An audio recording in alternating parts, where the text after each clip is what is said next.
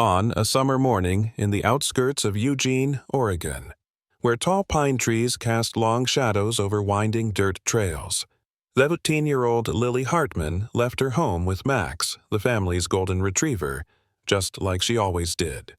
She waved goodbye to her mother, her light footsteps carrying her into the woods, her blonde ponytail swaying gently in the breeze. It was a peaceful morning, like any other, except for one thing. It would be the last time her mother, Rachel Hartman, ever saw her daughter. What followed was a year of desperate searches. Forests combed over and over. More than 300 volunteers. Search dogs, helicopters, the Lane County Sheriff's Office, and even the FBI. Every trail ended in silence. Then, 1 year later, at the height of elk season, a local hunter using a thermal drone spotted a living creature tied to a tree deep within the Willamette National Forest. No one expected it to be Max, the same dog who vanished with Lily.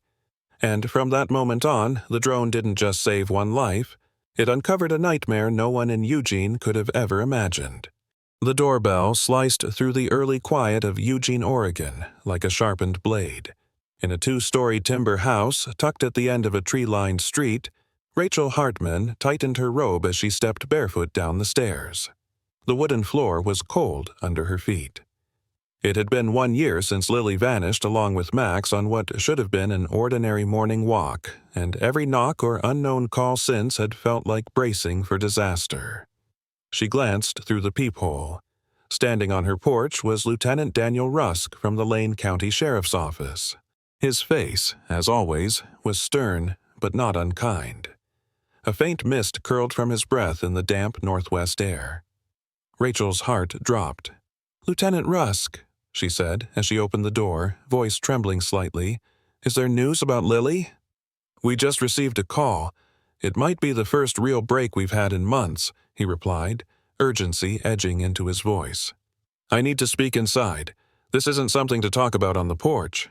Rachel nodded silently and led him to the living room, where Lily's junior-year portrait still rested prominently on the mantel. Blonde hair parted at the center, eyes bright, smile open. Nothing had changed in the room over the past year, except for how loud the silence had become. "Around 6 this morning," Rusk began, pulling out a tablet from his case, "a hunter named Jeffrey Landon was using a thermal drone in the Willamette National Forest to track elk movement. His equipment picked up an unusual heat signature, mid-sized, no clear identification at first." Rachel leaned in, her hands tightly clasped. "What kind of—" At first, Landon thought it was a coyote or maybe a wolf, but when he adjusted the altitude and zoomed in, the image sharpened. He turned the tablet toward her. On the screen was thermal footage, a living creature tied to the base of a tree deep in the forest.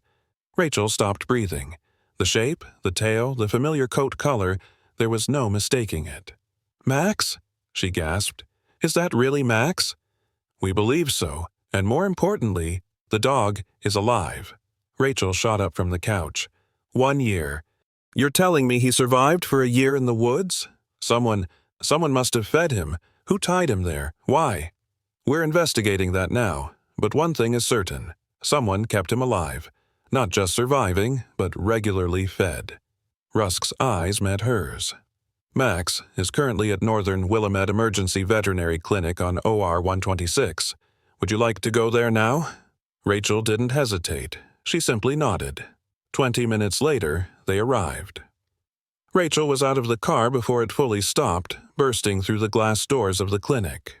A receptionist, sensing the urgency, immediately led them into an exam room.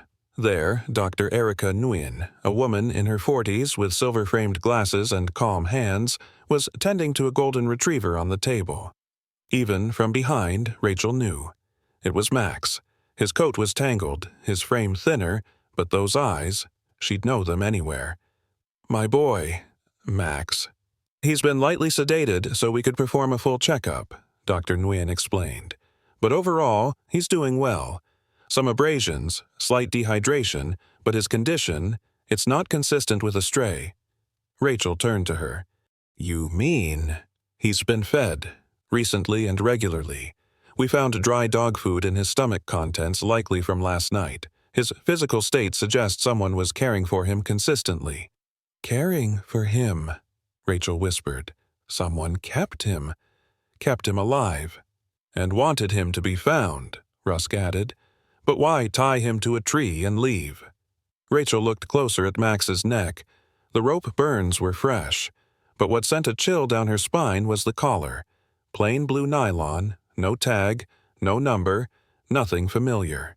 "This isn't his collar," she said. "Max wore red leather. With ID tag, our phone number, our address. This isn't it." "Whoever kept him didn't want him traced if someone found him too early," Rusk said grimly. "But why? Why keep him alive for a year, then leave him to be found? What about Lily?" "That's what we're trying to figure out." He looked at her steadily. "But this means someone knows what happened to your daughter, and they're playing a game we haven't yet understood." Max stirred faintly under sedation. Rachel reached out, fingers sinking into his roughened coat.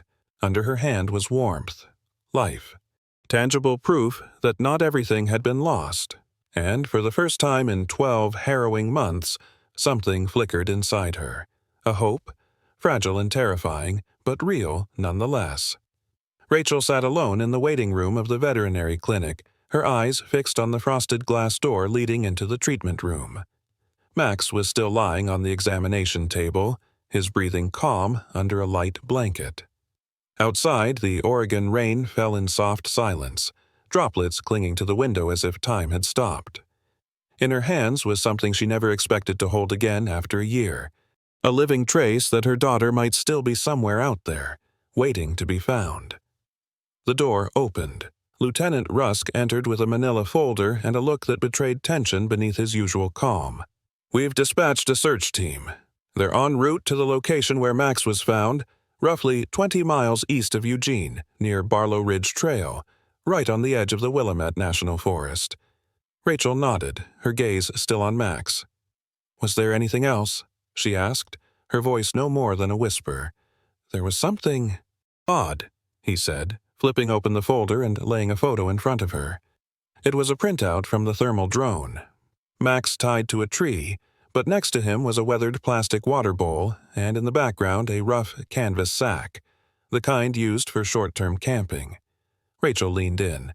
She noticed the way the rope was tied, not like how most outdoorsmen would secure an animal. It looked deliberate, easy to untie, as if Max had been placed there to be discovered, not abandoned. "We also found tire tracks," Rusk continued. "They led straight to the spot and turned back. But because of recent rainfall, we couldn't pull any usable impressions." Rachel whispered, "He wanted us to find the dog." "Exactly. The question is, why now, after a full year of silence?" That afternoon, just as Rachel was preparing to drive home, her phone rang. The caller ID showed Principal Susan Hallbrook from South Eugene High School, Lily's school. "Rachel, I just heard from the police about Max. Everyone here. We're shaken. I want you to know the school community is behind you." Rachel's throat tightened. "Thank you, but I don't even know where to start." "We're here to help," Susan said quickly. "Teachers, students, parents. We're organizing volunteer search teams. A few of them are already on their way to your house. We can't waste any more time. Lily is one of ours, and we're going to bring her home." In less than an hour, Rachel's quiet home transformed into a bustling command center. The kitchen table was covered with topographical maps of the Willamette Forest, old ranger trails, fire roads, hidden clearings. Someone had set up a coffee station. First aid kits and radios lined the counters. At the front of the group stood track coach Tom Pierce, broad-shouldered and focused. He pointed to a red X on the map. "This is where Max was found. Coordinates confirmed by the drone. We'll divide into 6-person teams, each responsible for a grid sector radiating from that point. The terrain's rough, thick brush, rocky slopes, no cell signal." A tall, lean man in brand-new hiking gear stepped forward. He wore a moisture-wicking jacket, fresh boots, and glasses that caught the fluorescent light. "Miss Hartman," he said, extending a hand. "I'm Mr. Jonathan Madsen, Lily's AP biology teacher. I want to express how sorry I am, and also offer my help in the search." Rachel nodded, surprised by the gesture. "Thank you. Lily really loved your class." He smiled. "She was exceptional, so driven. I remember her staying after class one day just to ask about DNA structures.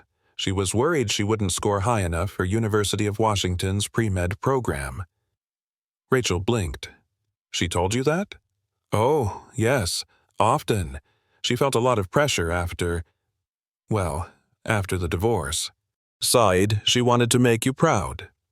Something about that made Rachel uneasy. Lily had never confided that in her, let alone to a teacher.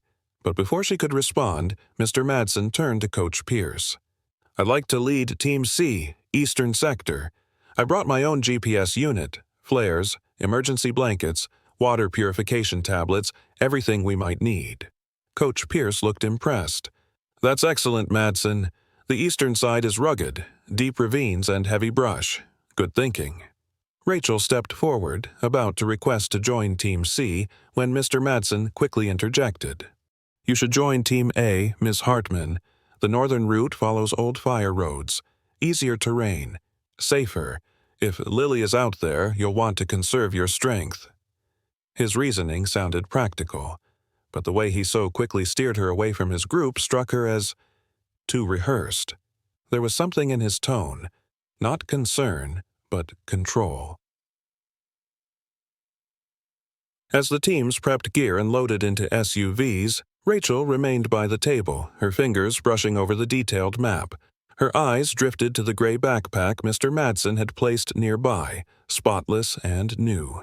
Next to it was a printed map, annotated in fine pen, elevation lines, trail markers, hidden gullies. So meticulous, almost too much for a high school teacher. Even during their earlier conversation, Madsen had known a lot about Lily's routine, their private chats. Encouraging words that, when taken alone, seemed harmless, but taken together, something wasn't right. A faint creak came from upstairs, Lily's room.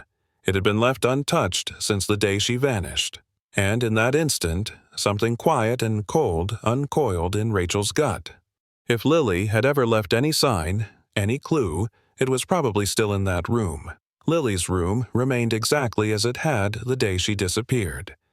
A lavender bedsheet neatly tucked in, the pillow slightly askew as if someone had just smoothed it down. On the desk sat her closed laptop, a cup full of colorful pens, and a spiral-bound planner that Rachel immediately recognized, Lily's academic organizer. Her daughter had always been meticulous about scheduling. Every assignment, tutoring session, and deadline carefully logged in color-coded pens. Rachel opened the planner and began flipping through the densely inked pages.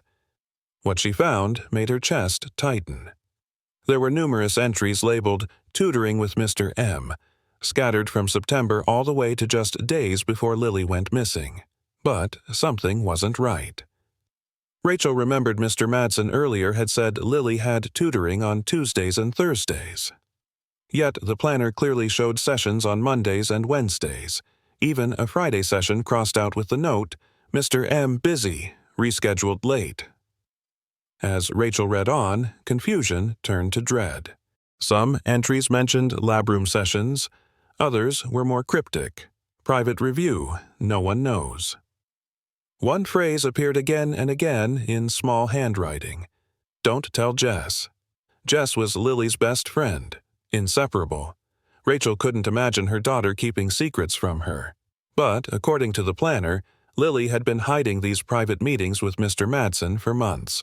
Then Rachel turned to a page scribbled in purple ink. "Mr. M says I'm special, not like the other students. He says I deserve to learn differently." Another, weeks later, "Got my A today. Mr. M said he's proud. I feel strange." Near the end of November, a faint entry written close to the edge of the page. "Mr. M gave me a pink bracelet. Said it's for his best student. Told me not to show Mom. Said others would be jealous." Rachel shut the planner, her hands trembling. She opened the desk drawer and began searching. Amidst old tests, birthday cards, and doodled notes, she found a small cream drawstring pouch. Inside was a pink rubber bracelet, cheap, generic, but unmistakably a reward of some kind, a token, a symbol, and suddenly it was more than a planner. It was a ledger of grooming. Then the doorbell rang. Jay. Ms. Hartman. It was Miss Janice Trong, Lily's English teacher, arriving to join the volunteer teams. We're about ready to leave. I saw your name under Team A. Do you want a ride? Rachel nodded, slipping the planner into her coat pocket. As they stepped outside, she spotted Mr. Madsen in the driveway, distributing radios and coordinating with his Team C volunteers. His eyes passed over her, paused, just long enough that Rachel felt as if he were gauging her expression. We're taking the eastern flank, he said aloud. Difficult terrain, but I've mapped it out. We won't miss a thing. He turned away quickly, but Rachel didn't. She kept watching. Something about him didn't sit right. And then she noticed. The personalized map he had printed earlier had marked an area completely different from where Team C was officially assigned. As Rachel's car pulled out of the driveway with Team A, she checked the rearview mirror. Mr. Madsen's silver Subaru Forester didn't follow the trail eastward. Instead, it turned south onto Highway 58, heading toward a residential edge of town where no search teams had been sent. What had begun as a hunch was now shifting into something far more dangerous. Rachel asked her driver to stop. She'd forgotten something. But instead of returning home, she tailed Mr. Madsen's car, keeping two vehicles between them. Rain still drizzled across the windshield, helping mask her presence. The Subaru took a sharp right, leaving the main road and entering an older part of town, lined with century-old craftsman homes and thick Douglas firs. It slowed, then blinked its turn signal, pulling into a gravel driveway littered with pine needles. Rachel drove past, feigning indifference, then parked 200 meters down the road behind an abandoned bus shelter. She pulled out her phone and searched the address she'd caught on the mailbox, 2725 Elkhorn Drive. The county assessor's website loaded. Property owner, estate of Margaret Madsen. Date of death, December 2019. Beneficiary, Jonathan Madsen. The house had been registered as non-primary residence and was pulled from rental listings on June 12, 2023, less than a month before Lily disappeared. Rachel exhaled, breath shaking. She knew what she had to do next. And she also knew, if her suspicions were right, her daughter might be inside that house. Closer than she had been in an entire year. Rachel crept along the soggy edge of the abandoned bus shelter, slipping into a dirt path that curved behind 2725 Elkhorn Drive, the house where Jonathan Madsen had just vanished inside. She wore a dark gray raincoat, hood pulled low, one hand clutching her phone, already open to the emergency call screen. The house emerged through the trees, partially hidden by towering firs and wild rhododendrons. Its wood siding was weathered, the paint peeling, but the porch was oddly tidy. On the steps, a small pile of local newspapers had accumulated, suggesting the home was visited occasionally but not lived in full time. What caught Rachel's attention more were fresh tire tracks, not just Madsen's, but a second, slightly older set, curving around the back. She didn't dare approach the front. Instead, she cut around the side yard, hugging the trees. As she rounded the rear of the house, she noticed the slope of the yard revealed a mostly exposed basement level. All but one of the basement windows had been replaced with thick, frosted glass bricks, the kind that let in light but prevented visibility. Except one. A small, rectangular window, maybe 8 inches tall and 2 feet wide, sat just above the ground. It had sheer curtains drawn halfway across. Rachel dropped to her knees, pressed close, and cupped her hands around her eyes to block the glare. At first, the interior was blurry. Then, her vision sharpened. A whiteboard. A desk. A purple backpack hanging on a chair, its front pocket patched with a yellow smiley face iron-on.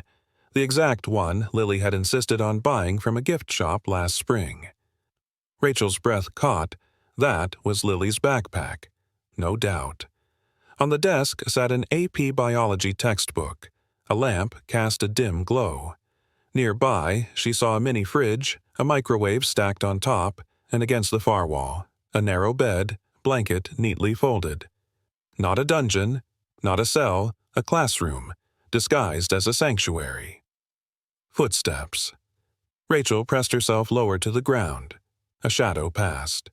Through the curtain gap, she watched Madsen enter, holding a tray of food. A sandwich, a glass of milk, apple slices, just the way Lily liked them. His voice was soft, too soft. "Lunch is ready, Lily. Turkey and Swiss, your favorite, right?" A faint reply, a young girl's voice, too muffled to make out clearly, but it was a girl's voice. "You miss Max, don't you?" Madsen continued. "But your mom still hasn't figured it out. We need to be even more careful now that the dog was found. We can't have them finding us too soon." Rachel trembled. Lily was alive. Inside this basement. "She'll understand one day," Madsen said, still speaking in that gentle, patronizing tone. "When you graduate with perfect scores, when you get into med school just like we planned, she'll see that this was the only way. That school was holding you back. Out there, you're just another face. But here, we can focus." Then, chillingly, "No one else would understand our bond, Lily. Only you and me." Rachel fell backward from the window, landing in the damp earth. She fumbled for her phone, heart racing, breath ragged. Her finger hovered over Lieutenant Daniel Rusk's name. Just as she was about to hit call, her heel cracked down on a solar garden light, the brittle plastic shattering underfoot. A door slammed open behind the house. "I know you're there, Rachel," Madsen's voice boomed. "You followed me. You couldn't just trust me to look for her, could you? You're ruining everything." Rachel bolted, phone clutched tight. She ran through underbrush, shouting, "Police! I need help at Elkhorn Drive. My daughter is here. He's keeping her in the basement." Branches clawed at her sleeves. Madsen was close behind, panting, yelling, "You don't understand. You're hurting her more. I'm the only one who truly helps her." Rachel stumbled over a root and fell hard. Her phone flew from her hand. Madsen lunged, grabbing the device, and smashed it against the stone siding. Pieces flew. Rachel scrambled to her feet and dashed toward her Camry, hidden behind the bus shelter. She barely made it inside before Madsen reached the door, his fists pounding the window. "She doesn't want to leave. You're ruining her future." Rachel started the engine, reversed hard, tires kicking gravel. In the rearview mirror, she saw him sprint to his car. Her eyes stung. She didn't know if the emergency dispatch had received enough, but she'd said the address twice. They would come. They had to. Rachel's Camry veered into the far corner of a Walmart parking lot, hiding between two rusty pickup trucks.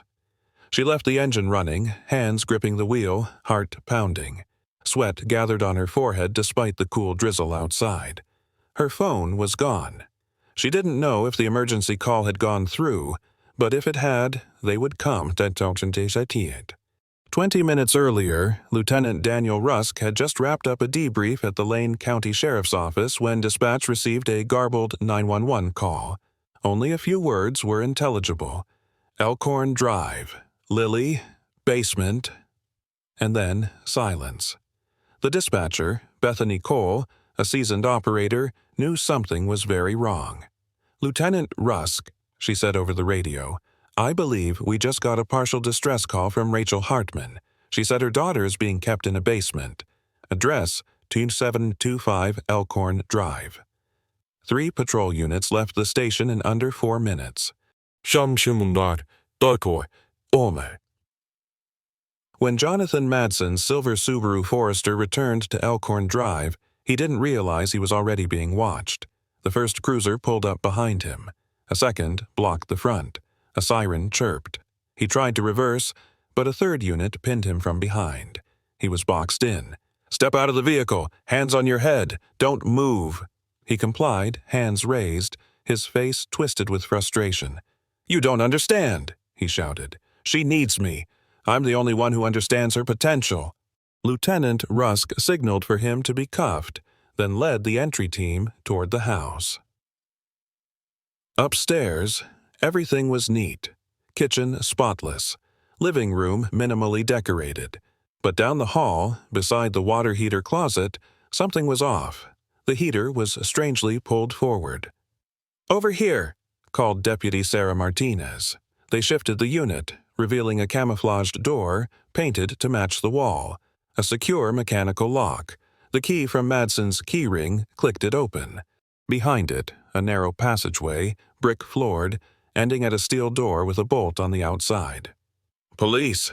Lily Hartman, if you can hear us, we're here to help." Silence.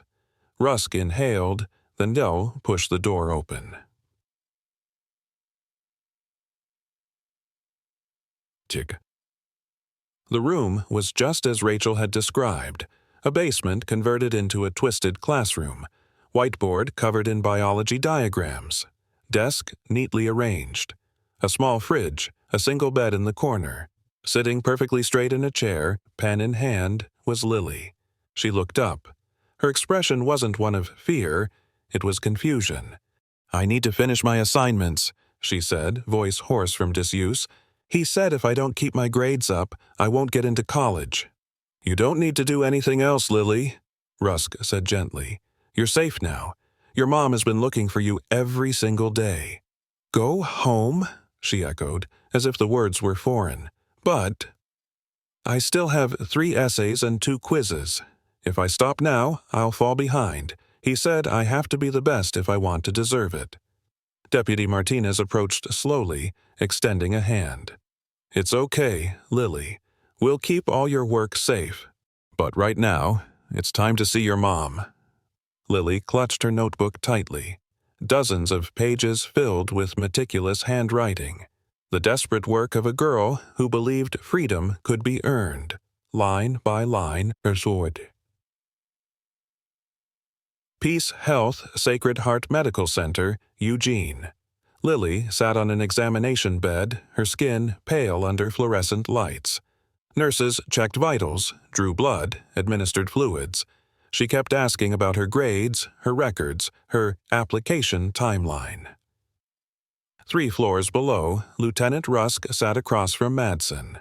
His shirt was wrinkled, hair unkempt, hands cuffed to the table, but his gaze remained unnervingly calm. "I didn't kidnap her," Madsen said. "I saved her from a broken system. I gave her real opportunity." "You drugged and imprisoned a child," Rusk replied flatly. "I saw what she was going through, the pressure, the expectations. I redirected them, gave them purpose." He detailed every step, acquiring old lab chemicals to sedate her, rebuilding the basement, feeding Max in the forest to draw attention elsewhere. "I had to mislead them," he said proudly. "If the dog died, the hope died. But alive. He kept the search alive, just far from the truth." Rusk stood. "You just confessed to everything. We don't need another word." Upstairs in recovery, Rachel entered the room. Lily looked up, unsure. Her voice was barely audible. "Mom!" Rachel rushed forward, wrapping her daughter in her arms. "I never stopped looking for you, not one day." Lily was stiff at first. Then, slowly, like frost melting in spring, she collapsed into her mother's embrace, trembling as tears slipped quietly down her cheeks. The 4th-floor recovery room at Peace Health Medical Center was flooded with sterile white light. Everything was clean, logical, safe, but none of it seemed to ease Lily's anxiety. She sat motionless on the hospital bed, clad in a pale blue gown, her hair slightly tangled, eyes hollow, her arms wrapped tightly around a notebook, not for its content, but as if it were the last thread connecting her to a world that made sense. Rachel sat beside her, careful not to touch. After a year of desperate searching, she had her daughter back, but it wasn't the same Lily. She didn't cry. She didn't scream. She didn't ask where Rachel had been. There was only the stare, dull and distant, like a frozen lake under clouded skies. "Can I get you anything?" Rachel asked softly. "Water. I can call the nurse." "A periodic table." Lily replied, almost robotically. "And a ruler. I need to review electron structures." Rachel didn't know whether to laugh or cry. Dictor. In a private room made to feel less clinical, Dr. Helena Morrison, a clinical psychologist specializing in long-term captivity trauma, sat across from Lily, documenting her first verbal interview. The girl sat upright, speaking with the steady cadence of someone delivering a memorized monologue. He said Mom was relieved I was gone, that now she could start dating again, save money, not worry about tuition. He showed me articles about teen runaways. Said that's how they classified me, a runaway, not missing. At first I felt hurt, then grateful. At least someone thought I was worth keeping. He was the only one who read every word of my assignments, gave real feedback, corrected every mistake. He gave me the prompts before the lecture so I could prepare. I knew if I didn't get perfect scores he'd go quiet, no encouragement. So I worked harder to keep the praise. There were rewards. The pink bracelet for a straight A month. A new book if I ace it every task. Once I got to pick breakfast for finishing a biology essay without a single grammar error. I never tried to leave. I didn't think there was anywhere to go. I was a runaway. No one wanted me back. Dr. Morrison underlined a single phrase in bold. Clear signs of Stockholm Syndrome. Cognitive reframing will take significant time, likely years. Rachel stood behind a one-way mirror, watching her daughter through the glass. The flat tone, the vacant stare, the clinical articulation, none of it resembled the Lily she remembered. She didn't know what to call it, a version, a shadow, or simply what remained after a soul is reshaped in silence. Dr. Morrison joined her, holding a thick folder. "Miss Hartman," she said gently, "Lily's condition isn't just trauma. She's been living in a fully constructed alternative reality, designed to validate the captivity as elite education." Rachel's voice cracked. "Is she still herself?" The doctor didn't answer immediately. Then, quietly, "Not entirely, but what remains is still hers, and more importantly, she's still alive. That's all we need to start." That evening, Rachel sat beside Lily, gently brushing her hair the way she used to when Lily was little. Every stroke was slow, deliberate, as if time could be reversed by repetition. "Tomorrow, you'll be transferred to the recovery wing," Rachel whispered. "You'll have therapy classes. I'll be with you. I don't know exactly what that will look like, but—" "He said once I leave, none of the work counts," Lily interrupted. "The semester won't be valid. Colleges won't accept it." "That's okay," Rachel said, tears pooling in her eyes. "No college is more important than your life." Lily stared at her for a long moment. Then, in a voice barely audible, "If I'm not top of the class anymore, will you still be proud of me?" And though Rachel felt her heart fracture in that moment, she nodded and said, "I don't need the smartest child. I just need you. Wherever you are, however long it takes, you're my daughter." Out in the hospital corridor, a young officer reported to Lieutenant Rusk. The FBI had formally taken over the case. Investigations had expanded to include administrators at South Eugene High. But for Rachel, the real investigation had just begun. A search not through forests, but through the ruins of her daughter's mind. To bring her back, breath by breath, inch by inch. On Monday morning, the administrative wing of South Eugene High School was in chaos. FBI vehicles filled the parking lot. Agents in gray suits moved through the halls with quiet urgency. Leading the task force was Special Agent Alicia Vance, recently deployed from Seattle, now holding a list of faculty names, surveillance logs, and access records. "We need full entry logs for the science lab facility for the past 18 months, she told Principal Susan Halbrook, who looked as if she hadn't slept in days. Susan nodded, pale. We didn't closely monitor after-hours tutoring. Teachers have access if the lab isn't scheduled. Jonathan was one of our most dedicated staff, and so he was granted invisibility?" Alicia interrupted, her tone icy. In the school's server room, an IT technician uncovered something alarming: a security camera covering the west hallway, the one leading to the biology lab, had been systematically disabled every Monday and Wednesday from 3:15 to 5:00 p.m., exactly matching the tutoring times Lily logged in her planner, Alicia said. Madsen created a surveillance dead zone. A maintenance call log revealed that Madsen had once personally requested access to the DVR system, citing intermittent glitches. No one ever checked his repair work. Meanwhile, Rachel was conducting her own search, this time through Lily's email inbox. With the FBI's help, she gained access and immediately found a chain of messages labeled "For Advanced Independent Study," sent from an unlisted address signed simply J.M. Each message contained off-curriculum test prompts, practice assignments, and private Google Drive links. Some emails included audio clips, Madsen's voice, coaching, praising, instructing her to stay quiet. "Remember, Lily, what you're learning with me isn't for everyone. Talented students like you need space to grow without distractions or judgment." Every email tightened the psychological grip.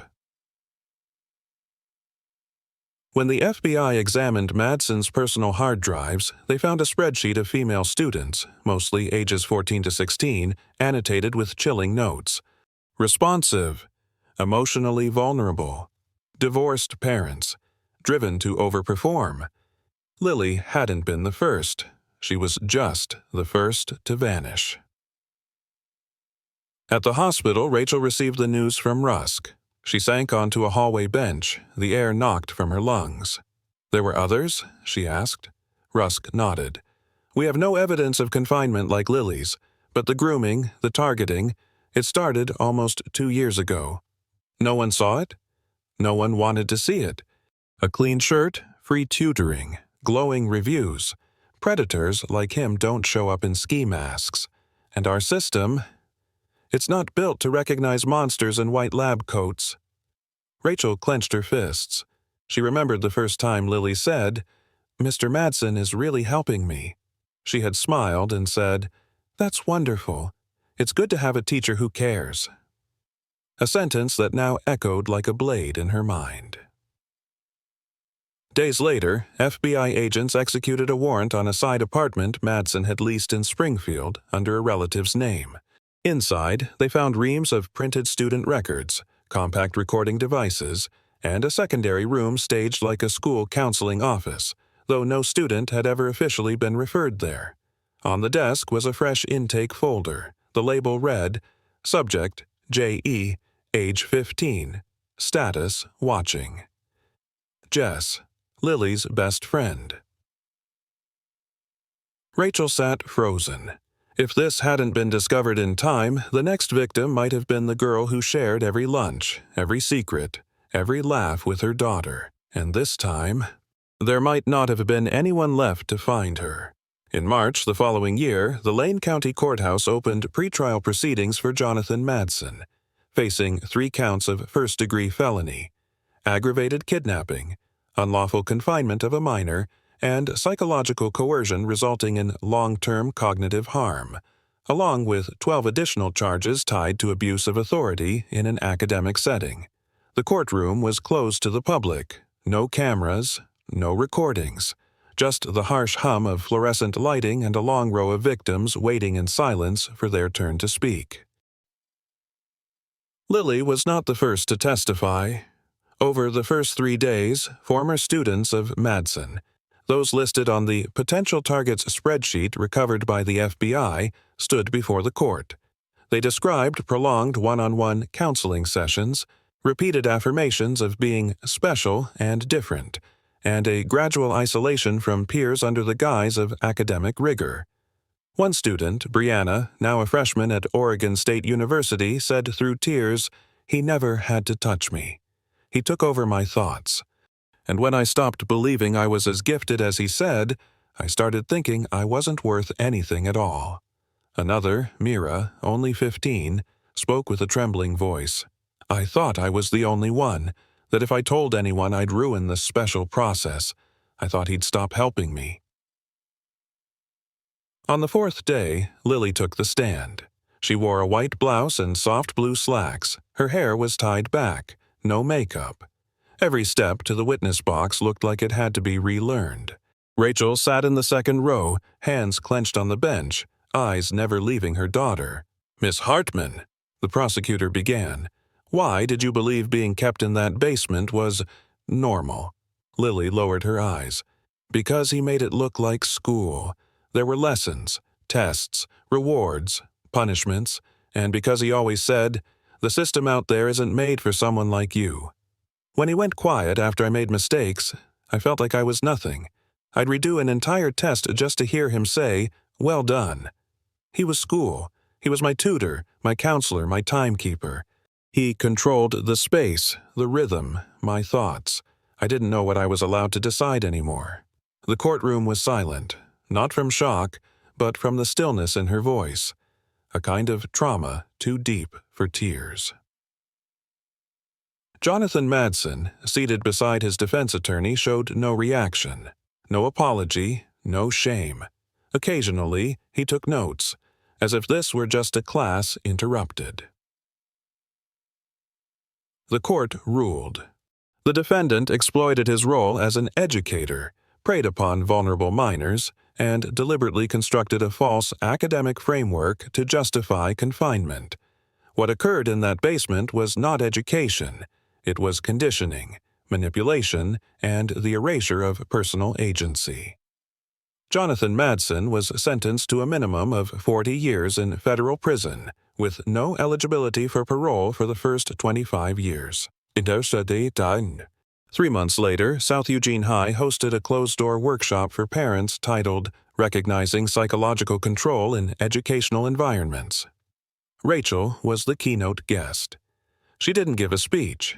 She simply stood at the podium and displayed one slide, a photograph of the basement classroom taken from the FBI's mobile camera, and a single sentence: "Sometimes predators don't wear masks, they teach." Elsewhere in Eugene, Lily began attending a specialized rehabilitation center. No grades, no exams, only art therapy, language reprocessing, and trauma communication. In one of her first exercises, asked to draw "a place that feels safe," Lily drew a lone tree. No roots, no branches, just a trunk against a white background. When her therapist asked, "What is this?" she replied, "It's me, after I was found." May. A sunny afternoon in Eugene, Oregon. On a park bench in Skinner Butte, Rachel sat silently beside her daughter. Lily said nothing. She held a sketch pad, pencil quietly gliding across the page. There was no sound except the wind and the soft rustle of paper, no schedule, no plan, no clock. That was progress. Over the past 3 months, Lily had completed more than 40 one-on-one therapy sessions, 12 group sessions, and 6 comprehensive psychological assessments. But if someone asked Rachel whether her daughter was back to normal, she wouldn't know how to answer, because some wounds aren't measured in time. They're measured in distance from the self. One evening, during a creative therapy class, Lily was asked to write a letter to the person you hate the most. She wrote, then folded the page. At first, she wouldn't share, but at the next session, she volunteered to read it aloud. "Dear me. For believing that if I just did everything right, I'd earn freedom. For thinking good grades meant I deserved to be loved. For staying quiet when I should have screamed. And for flinching every time someone calls me brilliant. But I'm learning to forgive, because no one taught me how to protect myself, only how to perform. And because I want to live, not perfectly, just live." At the end of summer, Rachel and Lily drove out to the Willamette National Forest, where Max had been found a year before. They didn't hike deep into the woods. They stopped near the trailhead. Lily laid a small bouquet of wildflowers beneath the trees, beside a weathered wooden stake once used by the search party. She bowed her head. No prayers, no tears, just a single sentence. "I wasn't trapped here, but this is where it started." Rachel stood behind her, gently placing a hand on her shoulder. She knew healing wouldn't be a straight line. It was a crooked circle, winding through memories, silences, and recurring dreams. Back at South Eugene High, the hallways still echoed with voices. Classrooms filled with new faces, but on the door to the old biology prep lab, a small sign was posted, "Permanently closed. No goal is worth compromising safety." Before the new school year began, Principal Susan Halbrook held one last assembly for parents and the incoming senior class. No PowerPoint, no data slides, just one sentence.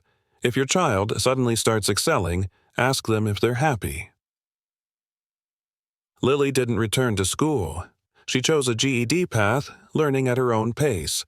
No GPA, no ranking, just permission to move slowly, to pause, and to be imperfect. Max still slept at the foot of her bed each night.